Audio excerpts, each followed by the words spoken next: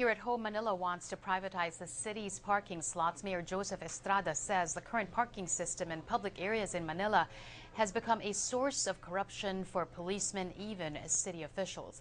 Estrada adds the privatization also aims to boost the city's income. Totoo po yan.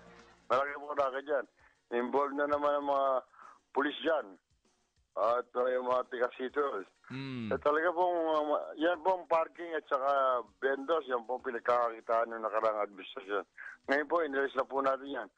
At may balak po kami kasama ang Consejo, ang City Council, na ipaprivatize na lahat yung parking para kikita po ang gobyerno, malinis po. Doon lang sa Loton, no? Sa Loton.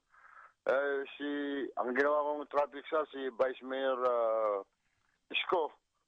Doon lang sa Loto, nakalain nyo, ino-opera siya ng 150,000 a day. Huwag lang silang galawin.